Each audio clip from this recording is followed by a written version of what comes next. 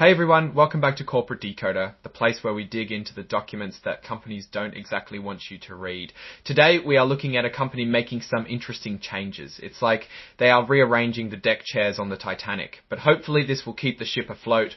Before we get started, if you are interested in getting straight insights from corporate documents, make sure you are subscribed.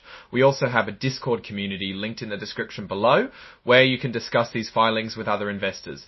Today we are looking at a filing from Montrose Environmental Group. The company just had their yearly meeting with the owners of the company and voted on some important things. One of the things they voted on was changing how the company picks its board of directors, the people who are in charge of the company. They are making it so that these people will be elected every year instead of every few years. We will also see how the shareholders voted on other matters, including the rather important matter of the company's financial performance. Let's dive in.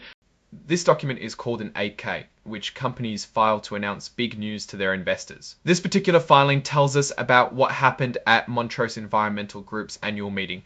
The annual meeting happened in May of 2025. One of the most important things that happened at the meeting was that the stockholders voted to change how the board of directors is chosen. This is called declassifying the board, and it basically means that instead of directors serving for several years, they will now be elected every year. The change won't happen all at once. It will be phased in over 3 years. Starting at the next meeting in 2026, some directors will be elected for only 1 year. Then in 2027, more directors will be elected for 1-year terms. By 2028, all directors will be elected every year. This also means it will be easier to remove directors. Right now, they can only be removed for a good reason, like doing something wrong. But after 2028, they can be removed for any reason or no reason at all. The owners of the company can just vote them out. This gives the owners of the company more power over who is running the company. This change officially happened when the company filed a document with the state of Delaware in May.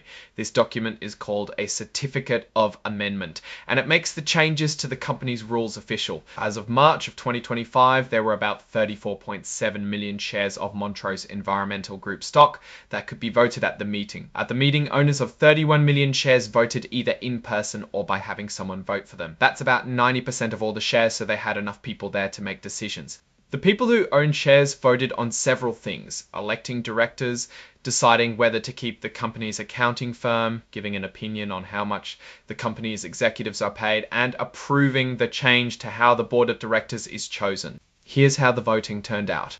First, they elected 3 people to be directors: J. Thomas Presby, James K. Price, and Janet Reese Field. Mr. Presby got about 27.7 million votes with 4 million votes withheld. Mr. Price got about 25.3 million votes with 4 million votes withheld. Mr. Price got about 25.3 million votes with 4 million votes withheld. Ms. Field got about 26.1 million votes with 3.2 million votes withheld.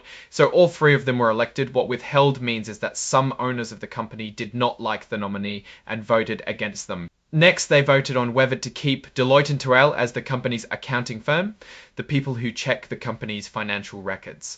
About 30.8 million people voted to keep them, while about 96,000 voted against it, so they are keeping Deloitte & Touche.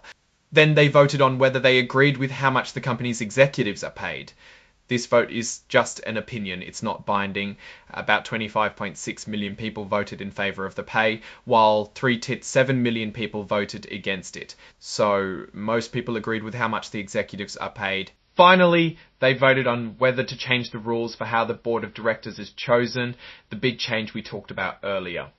About 29.3 million people voted to make the change, while only about 16,000 voted against it. So the owners of the company voted to change how the board is chosen.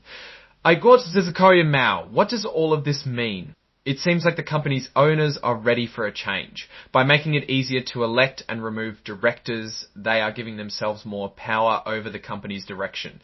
This could be a good thing if the owners have good ideas for how to improve the company, but it could also be a bad thing if they don't know what they are doing. This could also open up Montrose for a possible takeover. One thing is certain: change is coming to Montrose Environmental Group.